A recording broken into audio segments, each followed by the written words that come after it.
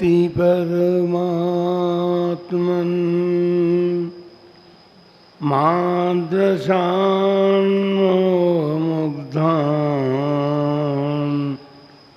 कथमतु न वशत्वान् बुद्ध के शान्यजेयम् सुगतमगधरं वागधीशं शिवं वा जितभवमभिवन्दे भासुरं श्रीजनं वा। देवादिदेव 1000 श्री पार्श्वनाथ भगवान की 20वीं सदी के प्रथमाचार्य चारित्र चक्रवर्ती आचार्य श्री शांति सागर जी महाराज की,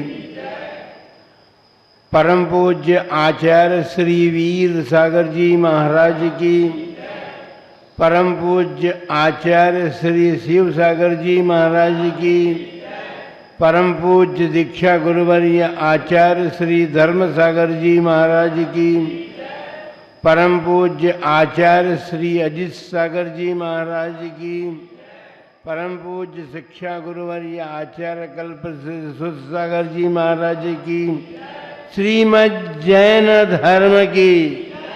बोली परम पूज्य वात्सल्य वारिधि आचार्य भगवान श्री वर्धमान सागर जी महाराज की, आचार्य संघ की।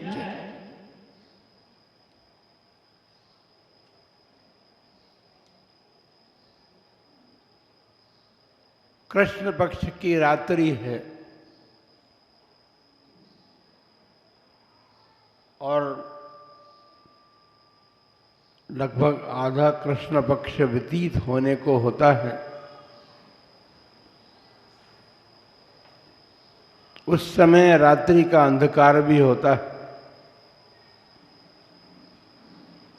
और रात्रि के अंधकार की उपमा दी है शास्त्रों में, भंवरे के समान काला काला होता है अंधकार। अंधकार काला होता है क्यों भाई? अंधकार काला होता है। अंधकार अंधकार होता है,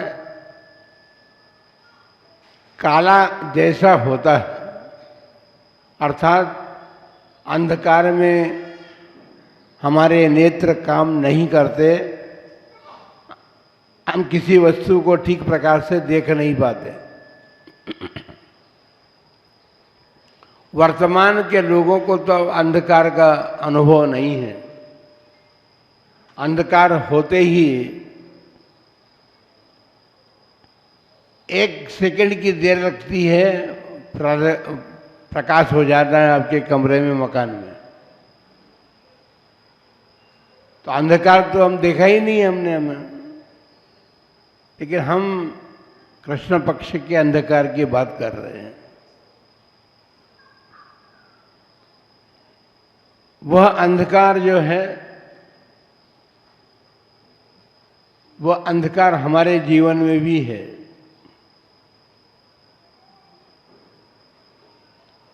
जिस प्रकार रात्रिकालीन अंधकार को दूर होने की प्रतीक्षा व्यक्ति करता है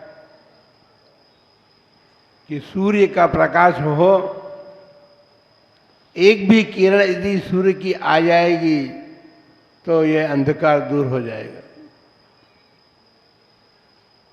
रात्रि के अंधकार को दूर करने की प्रतीक्षा तो हम करते हैं, लेकिन हमारे जीवन में जो अंधकार होता है, उस अंधकार को हम दूर करने के लिए सोचते भी नहीं हैं कि मेरे जीवन से अंधकार कैसे दूर हो। जिस प्रकार रात्रिकालीन अंधकार को दूर करने में समर्थ होती है सूर्य की एक किरण,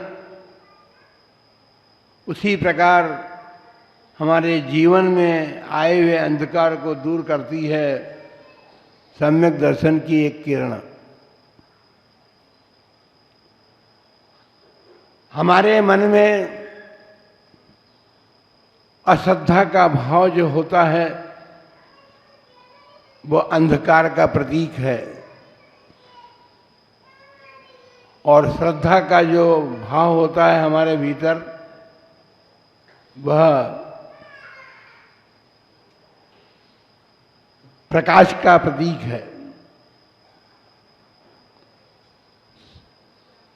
समाज के सभी लोग, संसार का प्रत्येक प्राणी जो है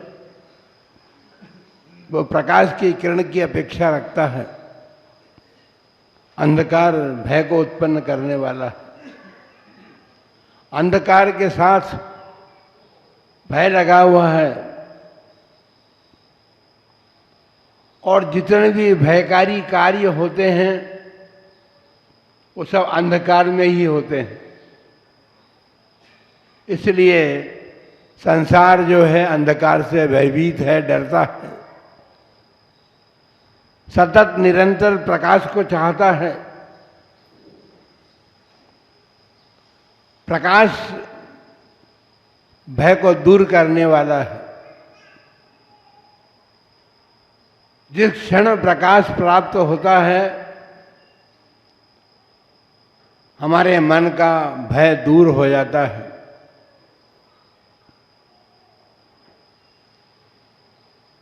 और जब भय दूर हो जाता है तो निर्भीक आदमी जो है, भय से रहित जो हो जाता है, उसके जीवन में हमेशा के लिए धर्म को जानने की बात उठती है। क्योंकि सभी प्राणी जानते हैं कि धर्म हमें प्रकाश देने वाला है।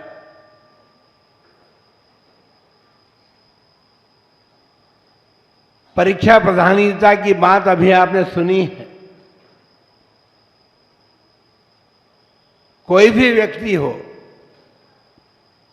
सबके मन में आती है बात, और परीक्षा तो आप सब भी करते हैं।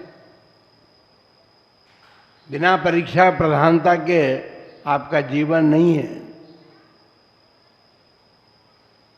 ये बात अलग हो सकती है कि आप परीक्षा में फेल हो जाएं, ये बात हो सकती है।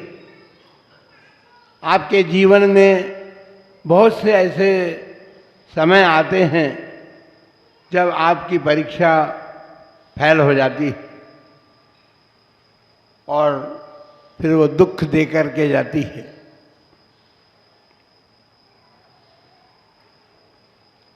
आप लोग एक भजन गाते हैं, जब भी आहार होता है तो प्राय करके भजन गाया जाता है। पुराने भजन तो अब रहे नहीं, समय के अनुकूल आप लोग चलने लगे हैं, और समय के अनुकूल चलने में एक बात तो अवश्य होती है, हम मूल से दूर हो जाते हैं। जिनेंद्र भगवान हमारे मूल हैं, और जिनेंद्र भगवान की भक्ति जो है वह उनके गुणों की स्तुति है। गुणों की स्तुति जिसमें की जाती है वही भक्ति होती है। लेकिन जिसमें निंदा का बोलबाला होता है वहाँ भक्ति नहीं रहती। भगवान की भक्ति जो है वो हमारे जीवन में प्रकाश देती है, लेकिन भक्ति जो है उसके लिए भी एक संपदा की आवश्यकता होती है। बड़े बड़े उद्योगपति हैं देश में, क्या सारे विश्व में हैं बड़े बड़े उद्योगपति, और उद्योगपतियों के पास संपदा होती है। जिनकी हम चर्चा कर रहे हैं जिनके लिए हम महोत्सव मनाने की तैयारी कर रहे हैं, वो भी एक बहुत बड़े उद्योगपति थे। कारखाने तो उनके नहीं थे, लेकिन फिर भी उद्योगपति थे। उनका जीवन ही कारखाना था और उनके जीवन में अनेक प्रकार की संपदाएं प्रकट हो चुकी थी। अपन जानते हैं, चारित्र संपदा जिनके भीतर थी, जिनके भीतर ज्ञान की संपदा थी, जिनके जीवन में तप संपदा थी, और जिस जाप से हम डरते हैं वो जब जाप संपदा भी उनके जीवन में थी। बड़े बड़े करोड़पति लोग जो हैं संपदा एकत्रित करते हैं, लेकिन नाशवान संपदा को एकत्रित करने में लगे हैं उनके जीवन। परम पूज्य चारित्र चक्रवर्ती आचार्य श्री शांति सागर जी महाराज ने बचपन से ही धर्म संपदा को एकत्रित करने का पुरुषार्थ किया था, और वो धर्म संपदा जो है अनेक प्रकार से एकत्रित की जा सकती है। प्रथम संवेग, अनुकंपा, आस्तिक्य, मैत्री, प्रमोद, कारुण्य और माध्य स्वभाव, ये सब संपदा को एकत्रित करने के कारण हैं। जिसके जीवन में मैत्री होती है, उसके जीवन में कारुण्य भी होता है। अपन उनके जीवन को देखते हैं तो करुणा से भरा हुआ उनका जीवन था। अपन सोच भी नहीं सकते, उनकी मैत्री ऐसे व्यक्तियों से थी जिनका जीवन धर्म में था। धर्म में तो था, लेकिन धर्म प्रकाश नहीं दे रहा था, अंधकार ही अंधकार उनके जीवन में था।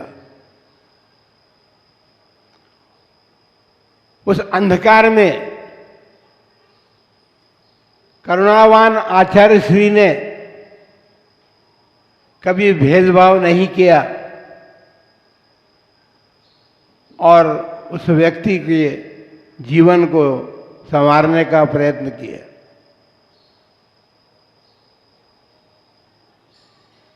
प्लेग की बीमारी का नाम अभी आपने सुना,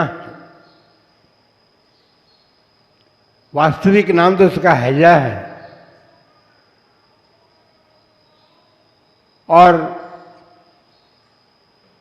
भोजग्राम जहां उनकी पैतृक भूमि थी, उस इलाके में पूरे के पूरे इलाके में बहुत बड़ा हैजा फैल गया था, प्लेग फैल गया था।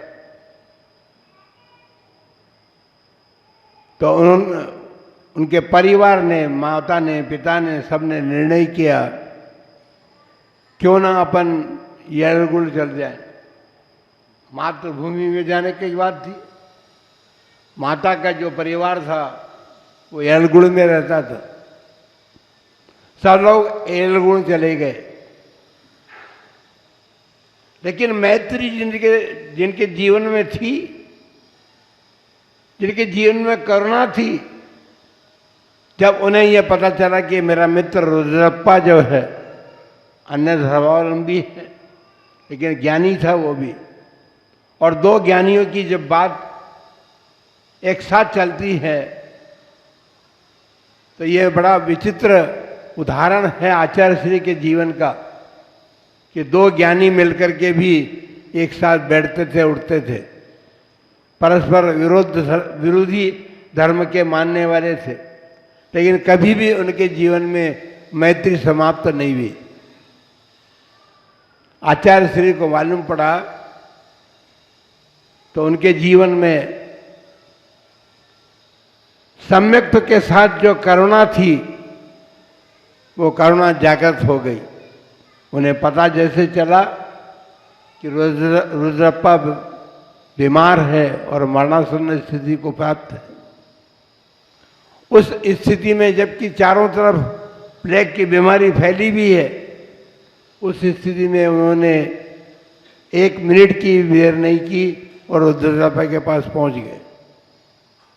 रुद्रप्पा के पास जाने के बाद उसे संबोधित कर रहे हैं, तुम्हारा समय निकट है। धर्मात्मा जी तो यही करेगा और क्या करेगा। तुम्हारा समय निकट है, मृत्यु आने वाली है, तुम्हारा पीछा कर रही है, सावधान हो जाओ। दोनों मित्रों के बीच में जो चर्चाएं हुई थी धर्म की, उस धर्म का संबोधन भी उन्होंने दिया। और प्लेग की बीमारी जो ऐसी थी जिससे क्या नहीं एक व्यक्ति दूसरे व्यक्ति को छू नहीं सकता, उन्होंने पास में बैठ करके उसको संबोधित किया और अंत में उसके मरण को सुधारने का प्रयत्न किया।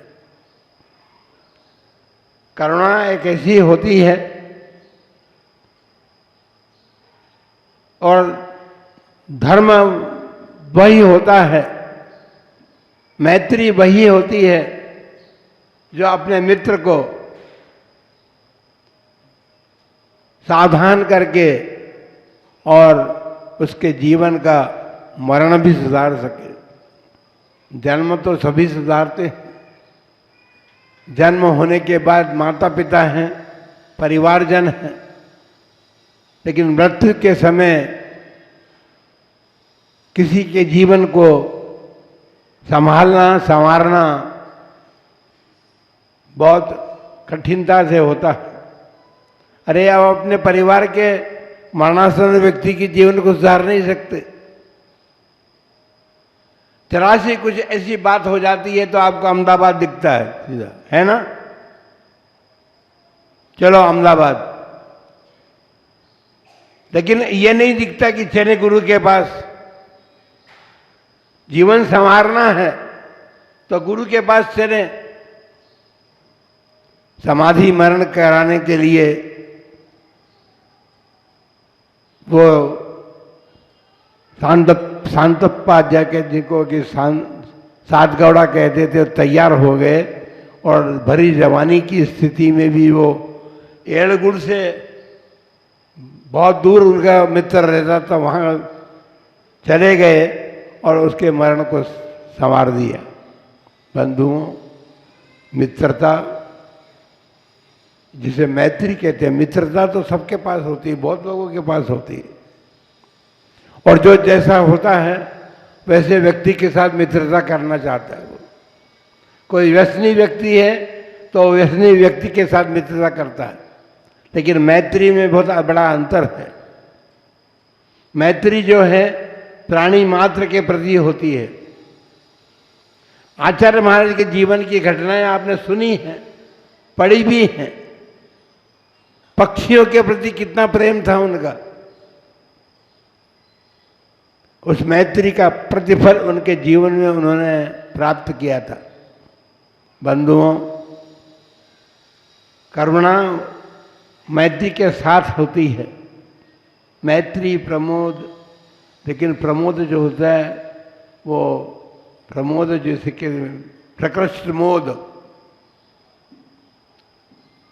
गुणों के प्रति जो वो होती है, अपनी भावना होती है, गुणों को ग्रहण करने की भावना होती है। गुणी जनों को देख हृदय में मेरे द्वेष उमड़ावे, बने जहां तक उनकी निंदा करके यह मन सुख पावे। है या नहीं ऐसी स्थिति? गुणी जनों को देखकर हृदय में मेरे द्वेष उमड़ावे, बने जहां तक उनकी निंदा करके यह मन सुख पावे। ऐसी भावना मेरी भावना की नहीं है। मेरी भावना की तो यही भावना है कि गुणी जनों को देकर हृदय में मेरे प्रेम उमड़ावे। मेरे प्रेम उमड़ावे का मतलब क्या है? उस गुणी व्यक्ति से प्रेम नहीं है, उसमें जो गुण हैं उन गुणों से प्रेम किया। भगवान की भक्ति करते हैं और अंधकार को दूर करने के लिए जिनेंद्र भक्ति से बड़ा और कोई उपाय नहीं हो सकता। भंवरे के समान काला काला काला अंधकार जो है, रात्रि हो गई है, सारवर भक्तामर में पढ़ते हैं आप। तत्संस्तवेन भव सन्निबद्धम पापम क्षणात् क्षयमुपैति शरीर भाजाम। जिस प्रकार से सूर्य की एक किरण जो है रात्रिकालीन अंधकार को दूर कर देती है, उसी प्रकार आपकी भक्ति जो है वो पापों का एक क्षण में नाश कर सकती है। पापा आत्माएं तो बहुत होती हैं जब संसार में, लेकिन जब उनके पाप को दूर करने की बात कही जाती है। कल ही हमारे सामने एक महिला आई थी, महाराज बहुत दुखी हूं, मेरे दुख का पार नहीं है, कोई उपाय बताइए। बहुत देर तक सोचते रहे। हमने कहा कि आपका जो दुख है वो दुख तो बड़े बड़े महापुरुषों ने भी प्राप्त किए, इसलिए प्रथमानुयोग ग्रंथ का स्वाध्याय कीजिए, उससे आपके सारे दुख दूर होने का उपाय आपको प्राप्त हो जाएगा। जिस प्रकार उन्होंने अपने दुखों के दूर करने के उपाय को प्राप्त करके अपने दुख जीवन में से निकाले, उसी प्रकार उनके सामने तो आपका दुख कुछ भी नहीं है। दुख उसने बताया नहीं हमको क्या दुख है, हमने पूछा भी नहीं, क्योंकि जानते हैं अपन संसार में वो क्या हो सकता है। धन का दुख हो सकता है, परिवार का दुख हो सकता है, या और संसार के संबंधी दुख हो सकते हैं। हमने उसे एक ही बात कही कि जाप करो और प्रथमानुयोग का स्वाध्याय करो, दुख का उपाय तुम्हें प्राप्त अपने आप हो जाएगा, किसी के पास जाने की बात नहीं।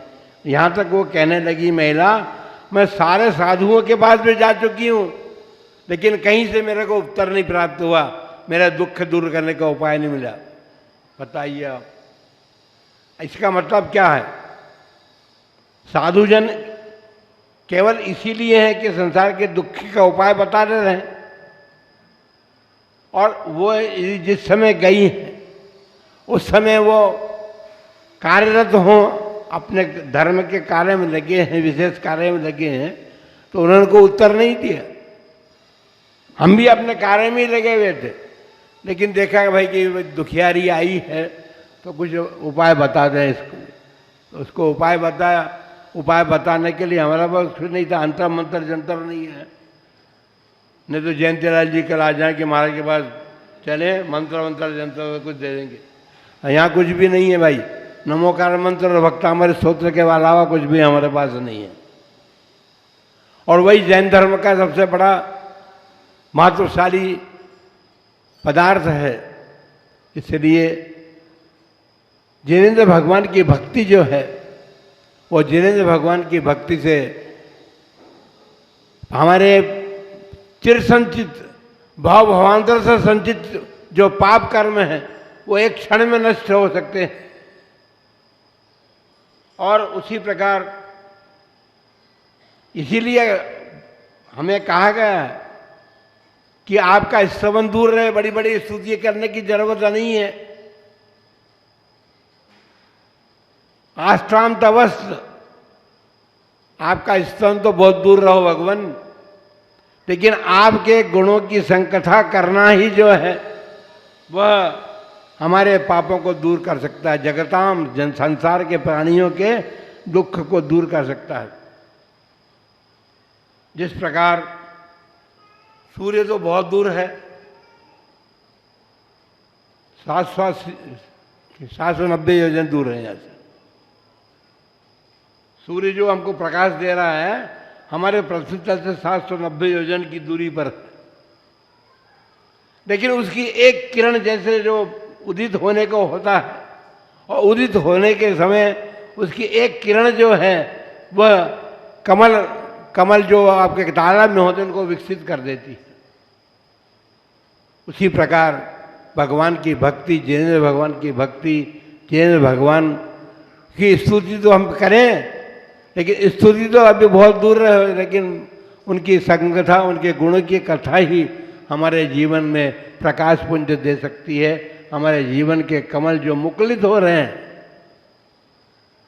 मिथ्यात्व के कारण मुकुलित हो रहे हैं या अश्रद्धा के कारण जो मुकुलित हो रहे हैं, उनको विकास करने के लिए भगवान जिनेंद्र की भक्ति सर्वश्रेष्ठ है। और आचार्य श्री शांति सागर जी महाराज के जीवन में जिनेंद्र भक्ति ही थी। जिनेंद्र भक्ति से उन्होंने सारे संकटों पर विजय प्राप्त की। और जब वो गर्भ में आए थे तब उनकी माँ को भी तो दोहरा हुआ था। भगवान तीर्थंकर जब गर्भ में आते हैं तो 16 स्वप्न देखती उनकी माता। तीर्थंकर की माता 16 स्वप्न देखती है। महापुरुषों की माताएं भी अनेक प्रकार के स्वप्न देखती, लेकिन 7 गौड़ा जब गर्भ में आए थे तो उनकी माता ने कोई भी गिनती के स्वप्न नहीं देखे थे, एक ही दोहरा हुआ था। दोहरा इच्छा भी थी उनके मन में, भगवान जिनेंद्र की कमलों से पूजा करो। और उसके लिए जो उनका दोहरा था, उस दोहरे को पूर्ण करने के लिए बहुत बड़ा परिश्रम किया गया, उपक्रम किया गया, काफ़ी धन खर्च किया गया और बड़ी खोज के बाद वो कमल पुष्प मिल पाए थे और उन कमल पुष्पों से उन्होंने पूजा की थी। कोई भी पुण्यात्मा, धर्मात्मा जीव यदि माता के गर्भ में आता है तो फिर वहाँ पर संसार की कोई बात नहीं होती है, धर्म की ही बात होती है। उनकी माता ने धर्म की, भगवान जिनेंद्र की पूजा की। अब जिनेंद्र भगवान की पूजा की, आप सोचिए जरा।